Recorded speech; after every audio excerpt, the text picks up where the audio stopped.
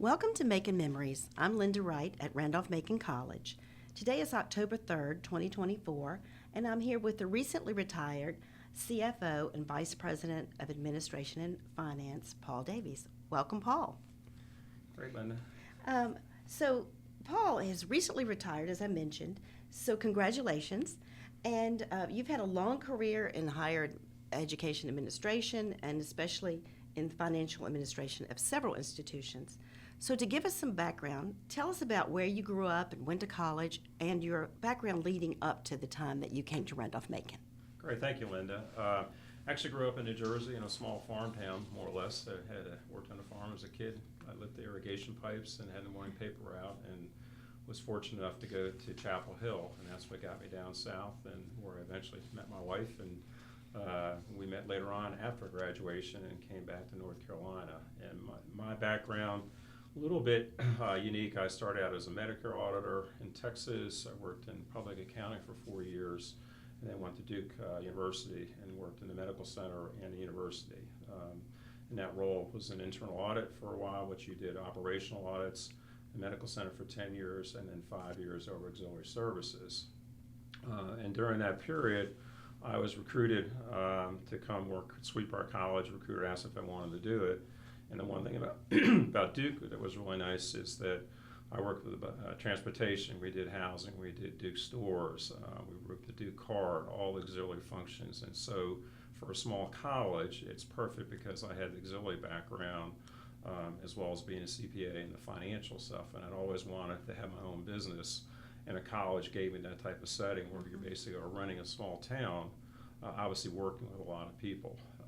And I was fortunate enough, I went to Sweetbriar. I was there for 6 years, brought in to get their discount rate down and their endowment spend, and we had a high spend rate, almost 10%, and got that down to about 6.5% before I left, and our discount from 49 to 40. And during that period, got very involved with the CICV and the healthcare consortium, and that took about 4 years to actually develop.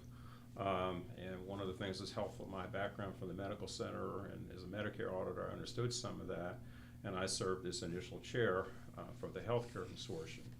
And that's where I got to know President Lindgren during that period there, because I met him at several functions. Later on, he had asked, he knew John Alatas was going to be retiring, if I might know somebody. And we talked, and we had a new president that came in, and I didn't necessarily agree with the direction she and the board were taking, and I called Bob up and said, if you're still looking for somebody, I'd like to apply. And so that's how I ended up here working for Bob Lindgren, and very fortunate. The exciting thing is that looking at the master plan the college had put together, and I kind of joked a little bit when I brought my family here. I took them to Thomas Branch, because that was the only cool building we had on campus at that, at that point in time. And we were blessed to work at Duke, and both my wife and I went to Chapel Hill, and Sweetbriar was named the most beautiful campus one of the years I was there.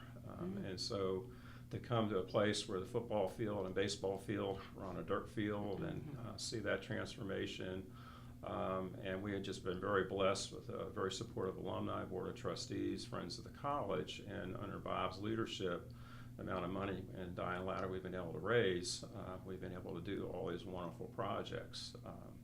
And that's what really attracted me to come to Macon, is I want to stay in higher ed, I want to stay in Virginia, and I was very excited about the master plan and being part of that. And I had done construction at Sweetbriar. We'd added a new athletic facility, which actually was modeled off of the Brock Center, and added some residential space.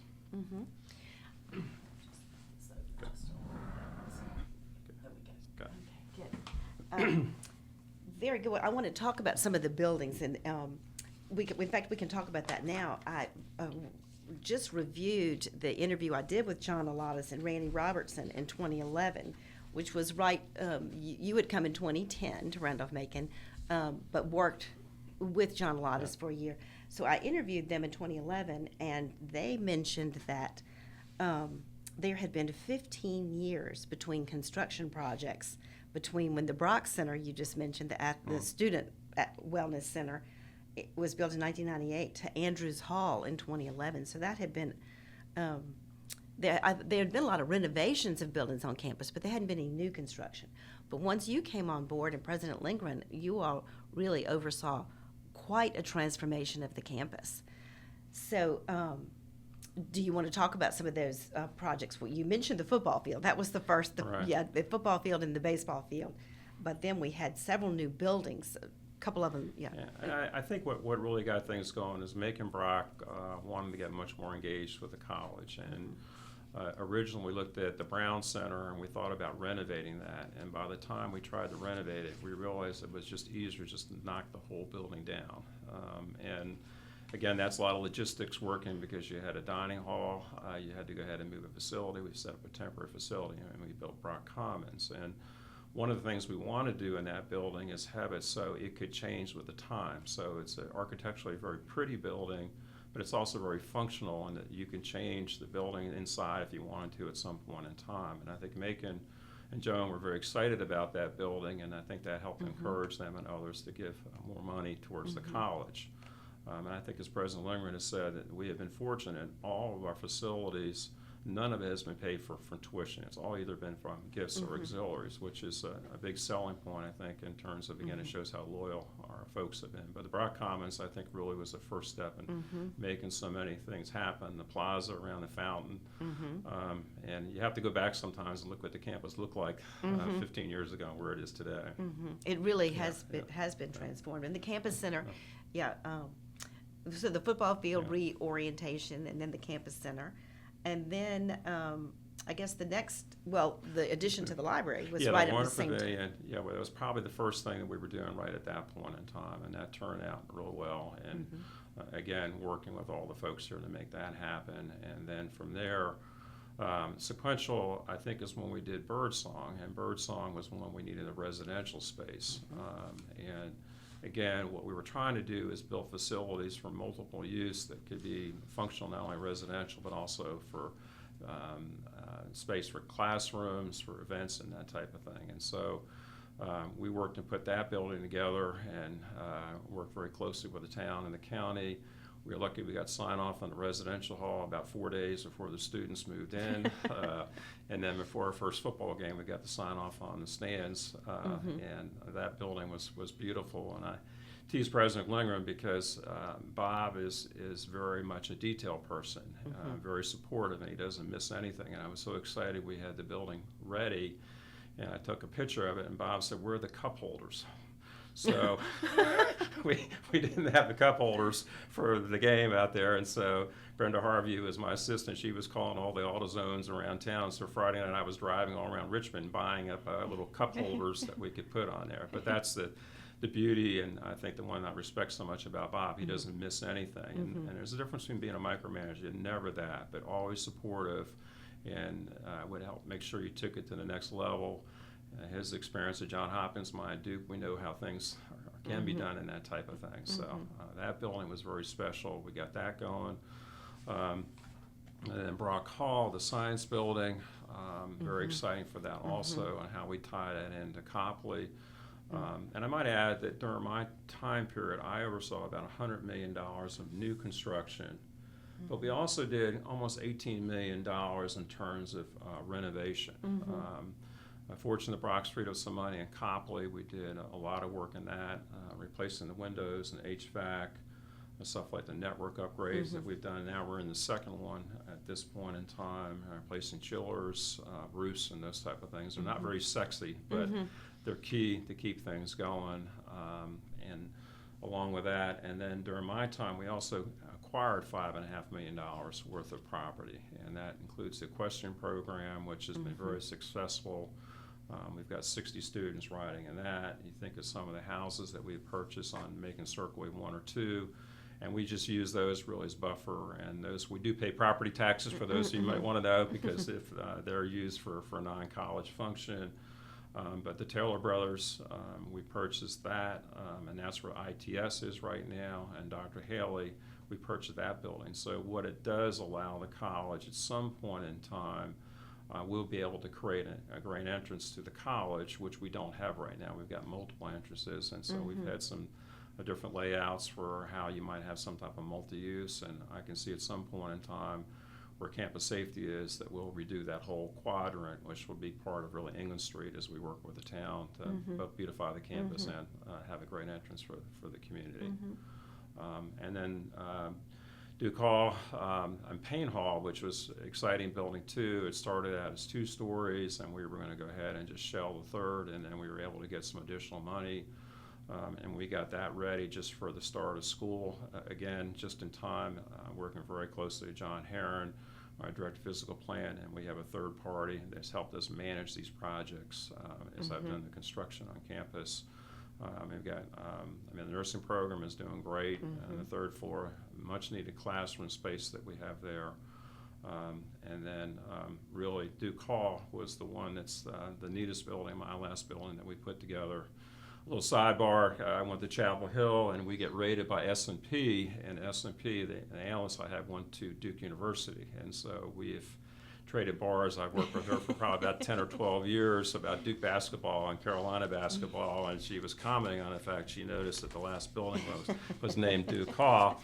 And so I told her I couldn't find anybody by the name of Mr. UNC. So, but that was really something really unique. Harold Duke, in terms of nobody knew what he had, and athletics really started that relationship. And what he gave us and allowed us to build that facility. And a little back up, we were originally going to add on to the Brock Center so we could do locker rooms for both football and baseball, trying to get them out of Crenshaw. And we started out with a 2-story building, and we were looking to actually lease space off campus for the PA program. And one of the things that we're very fortunate about with the PA program is I got involved towards the very end of that with the lease. And the landlord was very greedy, and I wanted to go ahead and put the HVAC on our dime and let him build in his cost of square footage for the rest of the building. And we went back and forth for probably 2 or 3 months before he finally agreed that they would go ahead and do what we wanted to do. And I was also working with Frank Murphy and Earl Johnson, chair and vice chair of the Building and Grounds Committee. And because of that delay, we were very fortunate as we were getting ready to sign a 7-year lease, COVID hit. And if we had not had that delay, because the owner and then having our board members making sure it was very thoughtful, we would have signed a 7-year lease and basically would have sat for 3 years, because part of the PA is you got to be able to actually do rotations and send your clinicians out. And then when we hired the director, Eric Grant said, I'd really like to be on campus. I don't want to be off campus. So we looked at the where we had put some space in front of the Brock Center, and then I had worked with the architect to sketch out another building, a 3-story building, and brought that to President Lindgren, and we had a conversation, and he took it to the next level, which put it on the field, which is what our master plan called for. I had a different layout, but we were able to, the beauty of that building, we now have locker rooms for 6 of our women's sports year-round, and then we also have football and baseball there, and every team at Randolph-Macon now has a year-round locker, with the exception of swimming and golf and tennis, and that's very unique. But again, Mr. Duke was critical of that.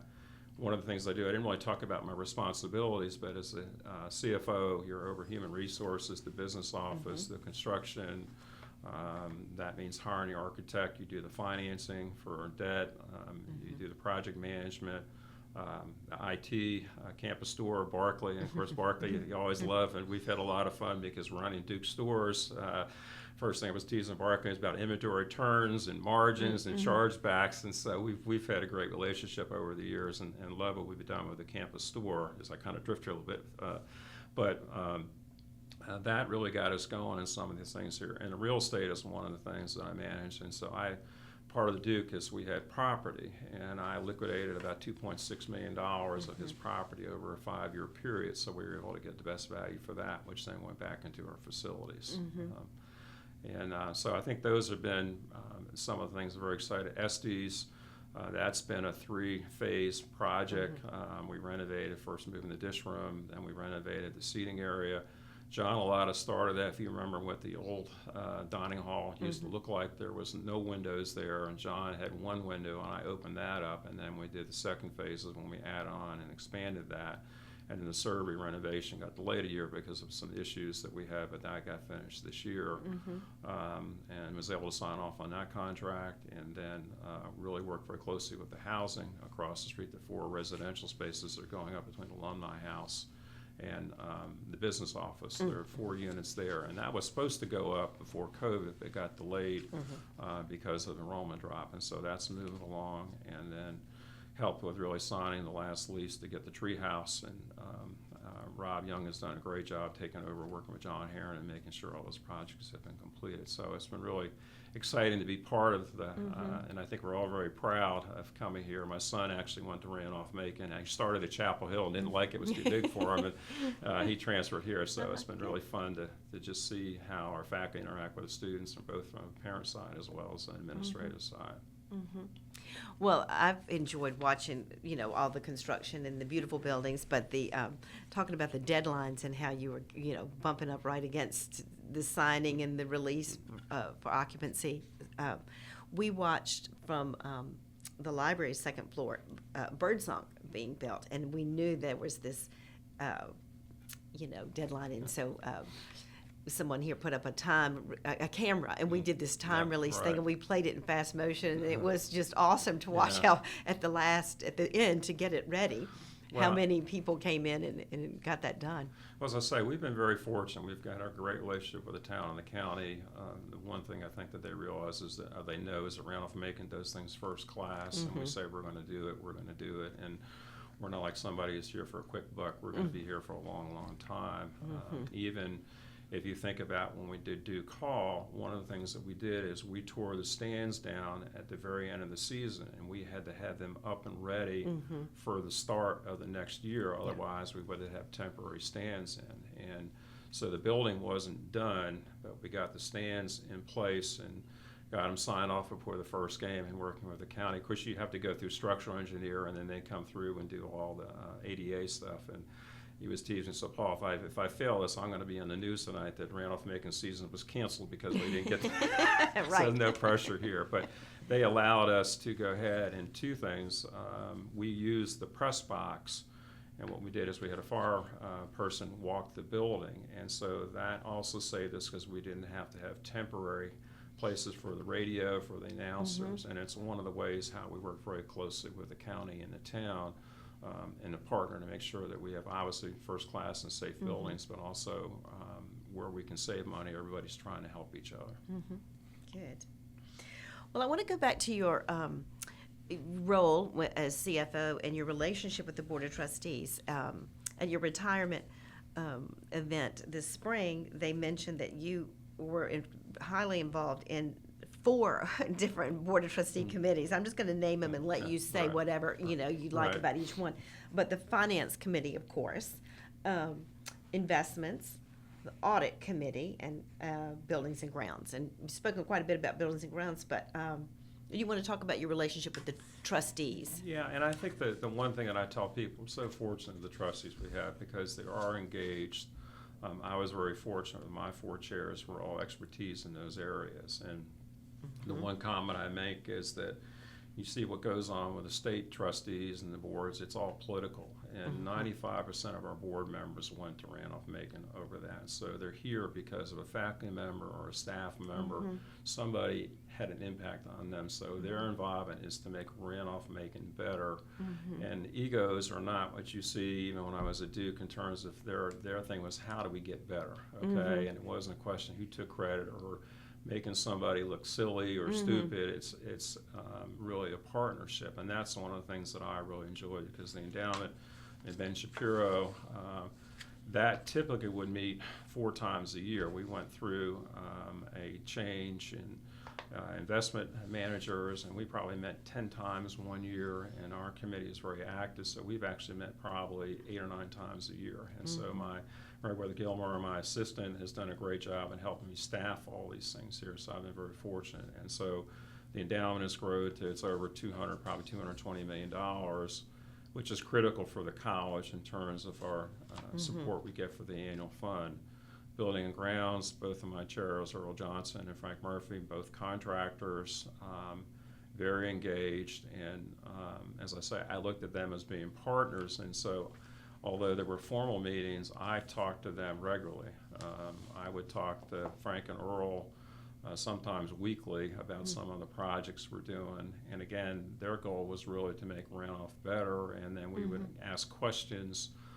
And so I always felt like they were good partners. When I think of the Finance Committee, very critical. Michael Jesse was my first chair of the finance, and we went up to S&P because we were looking at a rating, and we had gotten S&P, we were at A, and it was a negative rating, and we went up, and 1 year turned that around to a stable. And so one of the things I'm very proud of is that during my tenure, we've had an S&P stable A rating, which helps us for the bond issuance. And most recently, a couple of years ago, we took on some new financing, and then we refinanced that. And Tad Melton is on our board. He does work with financing, work with us very closely. And all our debt is fixed to maturity through public finance. And what that means is, regardless of our bond rating, it doesn't impact our interest rate. And that all is approximately right around 3%. So the college, at least financially, we've tried to tie down things that we can, and that's working with my board members, Jimmy and Tad Melton on that. And then Skip Vicious was here during COVID. Skip was very important. He runs camps, and so an operational person. COVID, and we'll talk about that a little bit later on, but one of the decisions we made was to return room and board, which a lot of schools played games with that a little bit. And when I say that is that when you think of, we talk about the over discount rate, and our discount rate is in roughly 45, in that range there. What some schools did is they applied that discount rate to room and board. Room and board does not, you don't go ahead and apply the discount towards that. So what they did is saying, well, you only paid 45% of tuition, so we're not gonna give you 100% back of your room and board.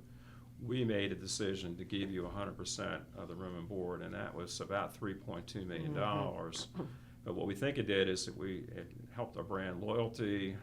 Families are very appreciative. A lot of people just rolled that money into forward. And even during COVID year, we had a balanced budget. And for 44 years in a row, we've had a balanced operating budget during COVID, et cetera, through all these things here. But Skip was very important. We were dealing about operational stuff. During COVID, one of the things that we had to do, my folks were working ITS, getting really the quick change to Zoom. And fortunately, we had some of that going, and working with Kirk. I think a physical plant, John Heron, we had to go ahead and get all the tents set up, all the plexiglass around here, all the PPE equipment that had to be in place. And we had a purchasing person to help with us to negotiate a lot of the deals, the big tents. We got good rates on that because there were no events going on, so we took advantage of that to keep people posted. We actually rented over 10,000 hotel nights from local hotels in town because our residential halls were not set up for having a bathroom, which you needed to have. And that helped both the town and the college because we got discounted rates, but that also had some occupancy tax that came back to the town. And working with Grant Asdale and his folks, and really the nurses, you had 24/7. All that happened logistically, and our group pulled that together seamlessly. And I think that's one thing I'm most proud of is how the college worked together on the academic side and operational side. It was seamless, and no one complained. And we did a lot. Our physical plan is terrific. We have here, and just great leadership in that group. But Skip was very helpful with that, and Gillis Green is my most recent chair, and we worked through really the challenges we have with enrollment being down. How do you keep a balanced budget? You obviously want to get salaries is the first thing in our mind, and benefits, and it's been a struggle to get there, and I think we're finally turning the corner, which is very exciting for that. But really trying to balance that has been very tricky.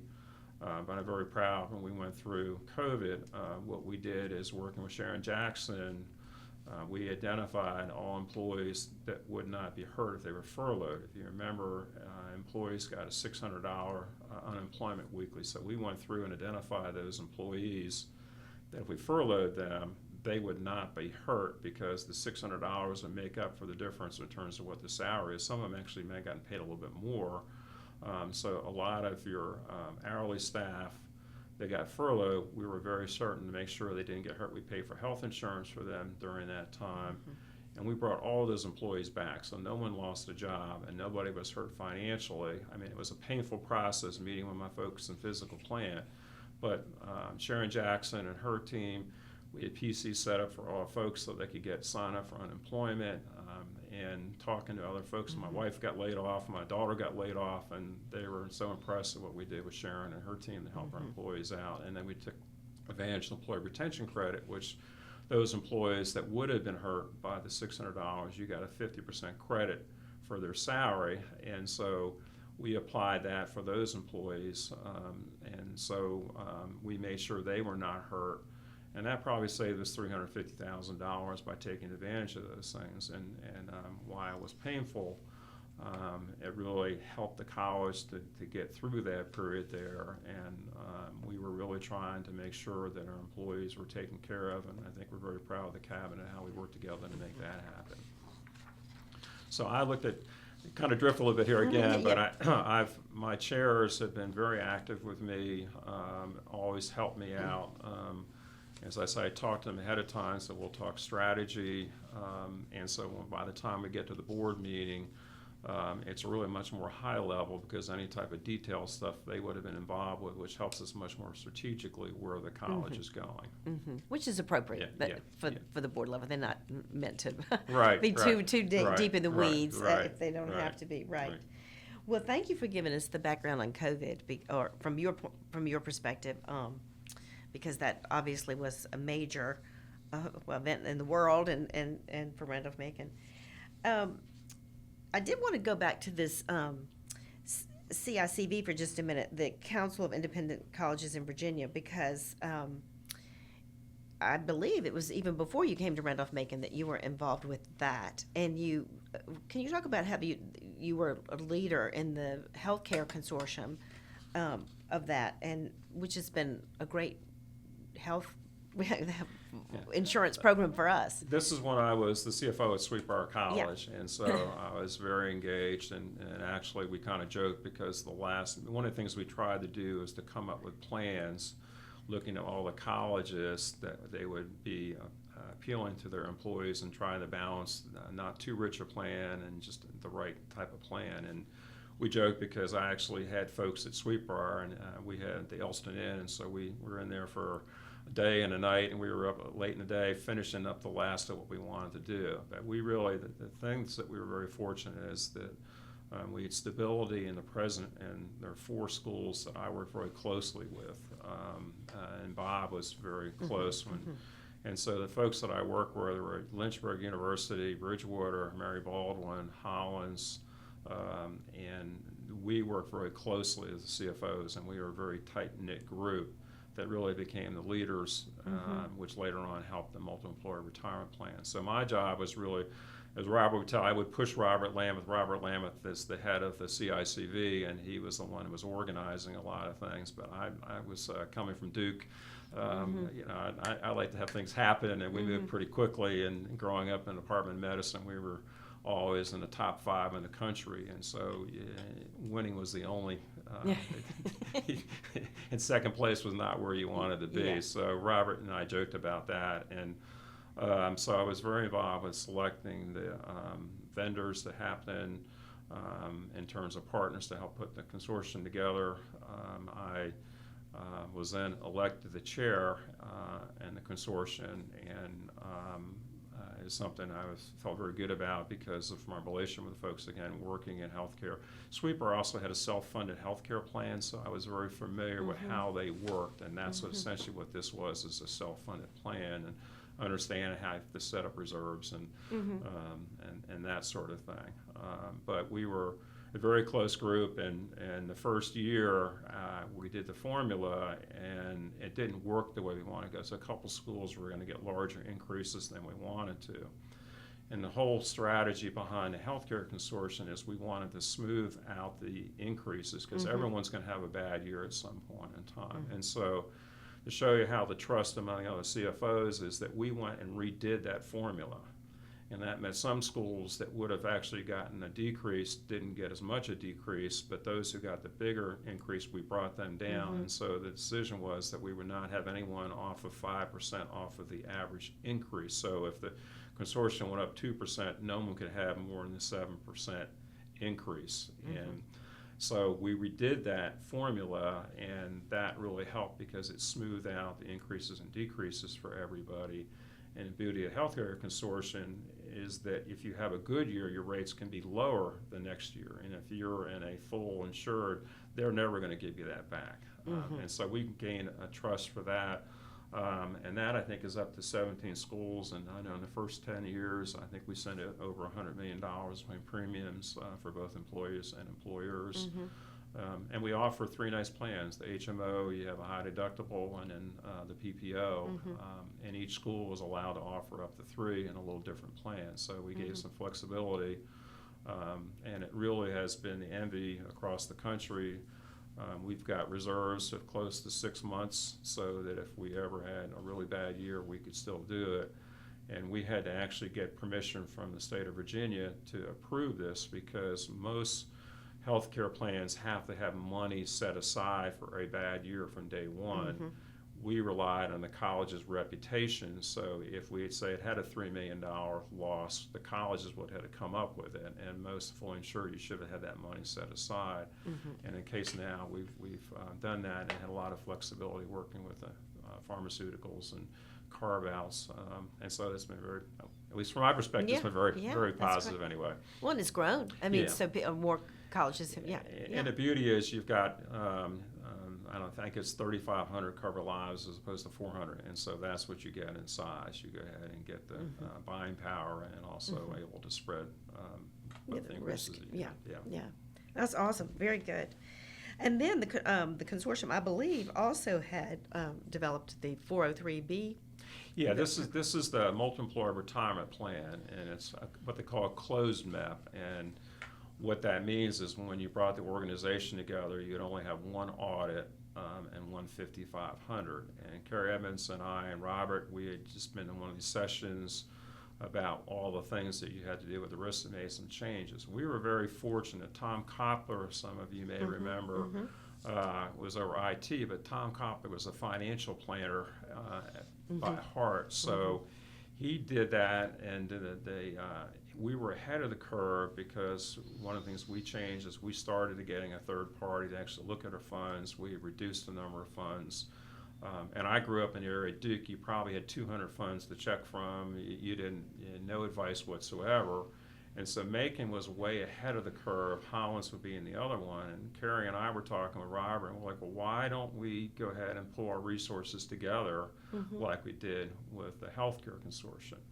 And it took, I think, close to 5 years to make that happen. I thought healthcare was complex. Retirement is a lot more complex in terms of expense ratios and revenue share and all these different things. But we met with TIA, who is the big one, and one of the things that helped the selling point, they weren't sure they wanted to do this, and we were able to tell that this is how this happened with the healthcare. It didn't work the first year, and we changed the plan. We're going to do this, and we want you to be your partner. If you're not, we're going to find somebody because we believe in this. And so there was a lot of conviction that people wanted to make this happen. And what we did is Millennium is who we had. They won the bid. We went through. There was a group that selected folks to manage the funds, to actually do the compliance, to do the education and the record keeping. And one of the things that was tricky is to get the college to buy in is that you couldn't bring all the colleges in day one because you had to go ahead and educate the employees. So what we did is we brought them in tranches at 3 schools at a time over a quarter. So it took us about a year and a half to get all the schools in. And again, the thing that beauty about Virginia is the CFOs, HR directors, and the presidents work very closely together. And so there was a great trust in how we decided which schools that would come in. And knock wood, it turned out to be very successful because we reduced the fees that our employees paid across the 17 colleges that are now. We've returned over $2.5 million that would have gone to TIA for record-keeping fees. Wow. And TIA created a whole new branch in their in the system, and so this is now across the country, and I was involved with the board with TIA for doing some of that stuff also. So it's been very exciting to see not only does it save money for us, but also across the country for employees. And all of us did this as volunteer. This is stuff we did during the holidays. Yes. Yeah, my wife would tell you there was one Christmas, I think I worked probably every day just working on this stuff here, because I did all the cost accounting and set that up. So you had to take the plan down to how is Lynda Wright and Paul Davies going to feed up to cover your cost, and so that was one of the things that I spent a lot of time developing. That's been used by several of the other MEPs also in terms of how they set their programs up. Well, congratulations. Yeah. That is, that is a great accomplishment. Very good. Let's see here. So President Lindgren has praised your ability to work with people, your advocacy in the community, and especially your optimism. And he calls you his chief optimist. What have been some of the biggest challenges you've faced at Randolph-Macon? Well, there have been a few. Yeah, you've mentioned a few, but go ahead. Yeah.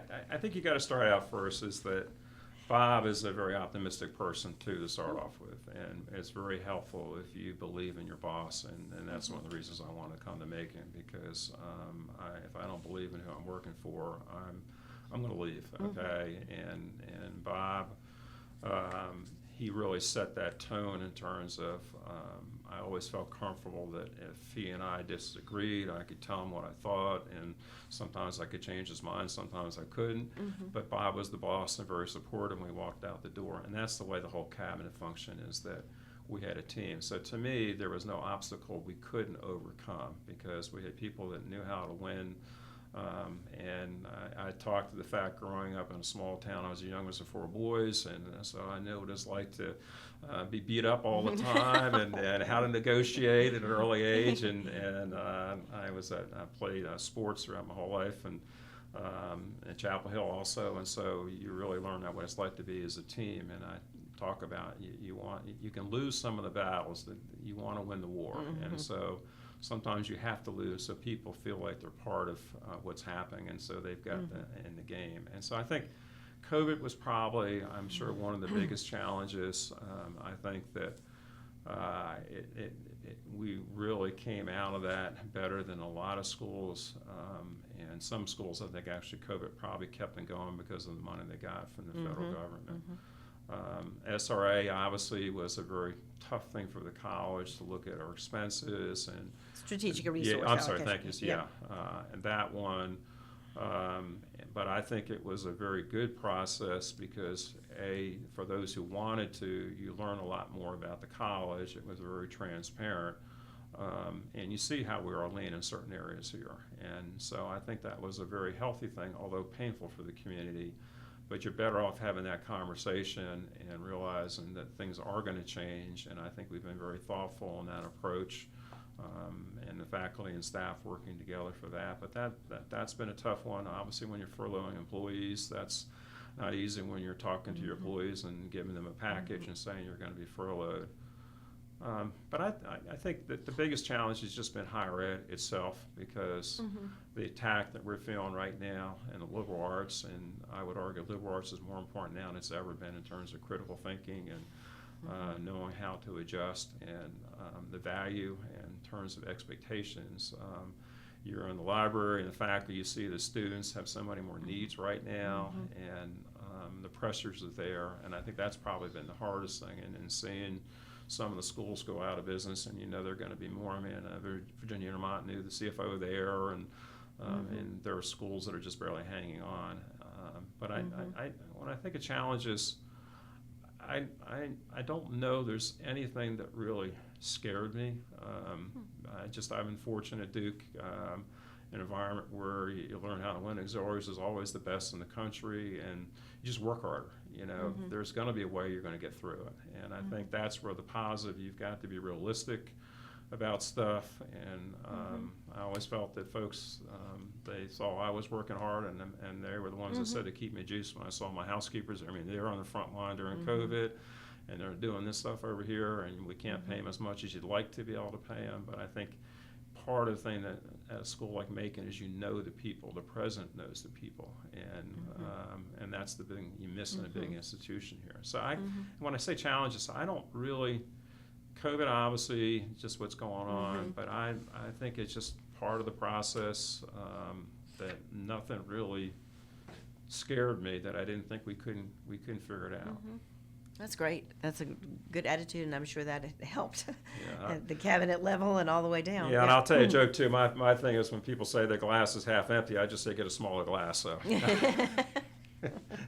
I'll fill it up. Okay. Yeah. Well, what have been some of your most satisfying experiences at college? Well, I think we've talked about them. I think some successes that when people said we couldn't put the healthcare consortium, the consultants all said there's no way you put the multi-employer retirement plan together, and of course the one that was the biggest negative person tried to get her business and didn't.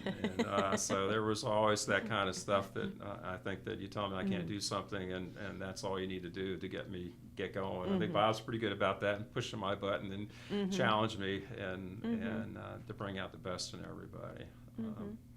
But I think when I look about that, I think that we've managed the college.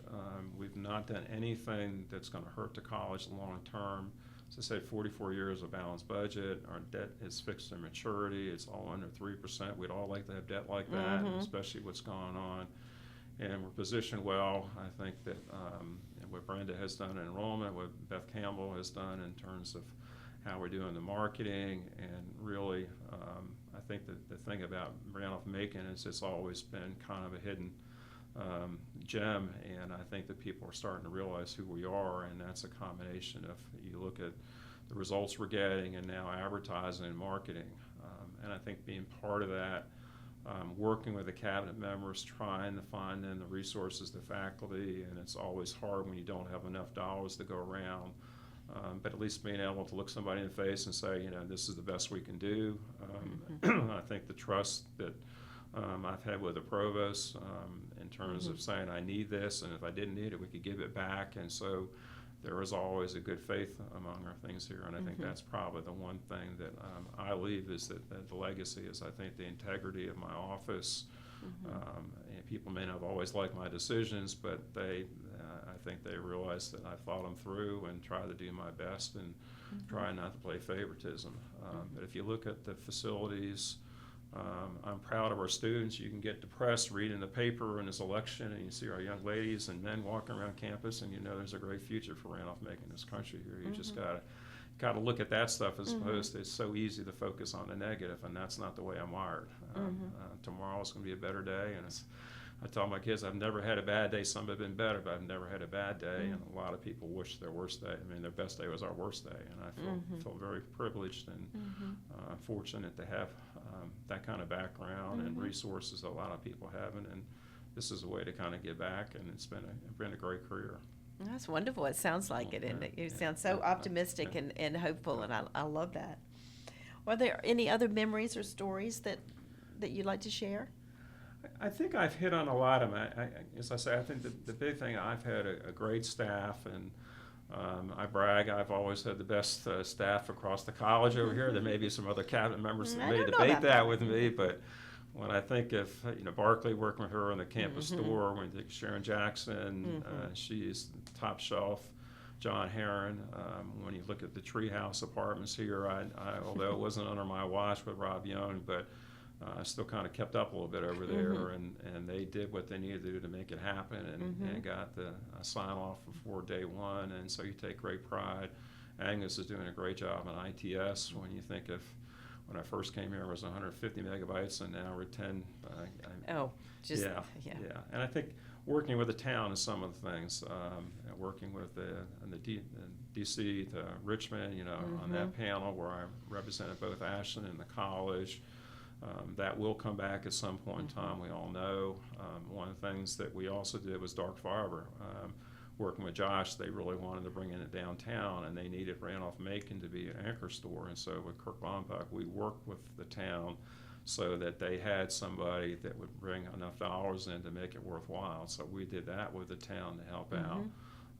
And then, of course, as I mentioned, being on the Main Street, and Karen and I, we live in Ashland. We love Ashland, and people have been so welcoming here, and that's the reason we've chosen to retire. And but I think those are just some of the fondest memories for me, is walking around and having people, that are very appreciative. And as I say, I know I've been very lucky in the privileges I've been given, and hopefully I've given back some. And I feel like we've had some impact on both the town of Ashland and Randolph-Macon and future generations of students.